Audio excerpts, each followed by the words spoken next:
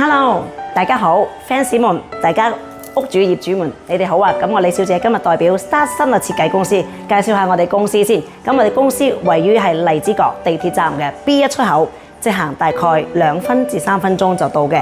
咁我哋係位於550號青山道啦，咁啊江博士中心707室嘅。如果大家有興趣預約，可以隨時打電話俾我哋嘅。咁我哋可以首先睇下我哋公司呢度，我哋現場嘅展示廳可以做到啲乜嘢，提供到咩要求俾你，亦都可以約我哋啲設計師嘅，同你1對1嘅設計服務啦。咁我哋可以睇一睇我哋公司周圍嘅環境先，由左至右一路睇過去。可以望到我哋呢度有組合床、上床、下櫃組合、卡座、連背景櫃、梳化櫃、廚房套裝櫃、吧台等等，包括我哋做嘅背景牆，每一個位置連住個呢度 C 字櫃位，特別做法，另類少少嘅，有埋嗰啲坐嘅凳。另外玻璃組合配搭可以做翻成些個。另外電視呢度組合。唰一聲過嚟呢度，我哋呢邊做到成套疊級櫃落嚟嘅。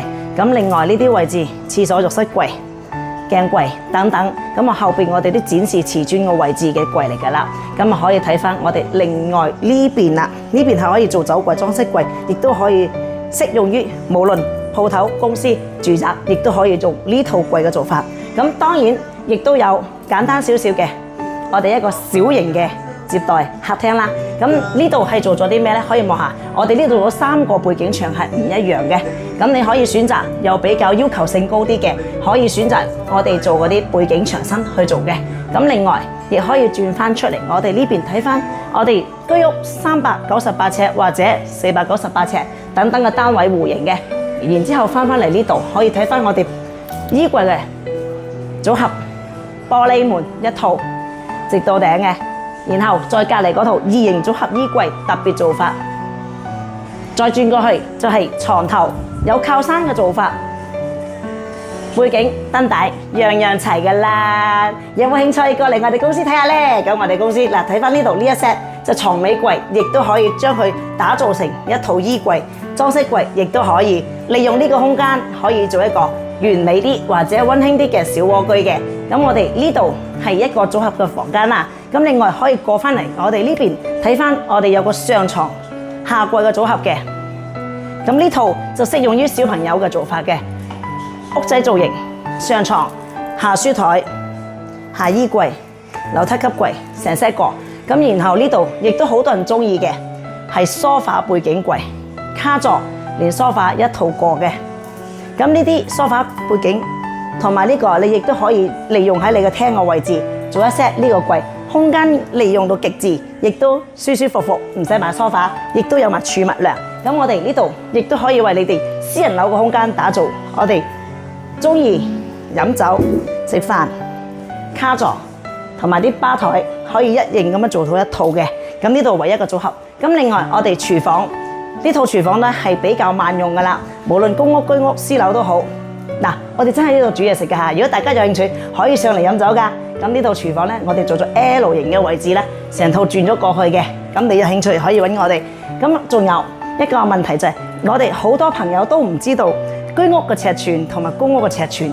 咁我哋亦都可以介紹翻，話俾你哋聽每一張戶型嘅圖。咁好似大家話，李小姐，我成日去到我就唔知道我間屋究竟係幾大嘅。咁呢個問題李小姐解答到你啦。無論你抽到180尺嘅居屋，或者1至2型嘅公屋，我答你呢個尺寸係有咩分別呢？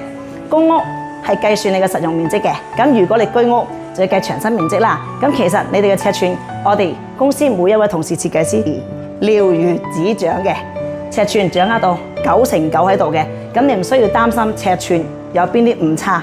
呢個戶型圖係298尺或者290尺、280尺嘅居屋單位。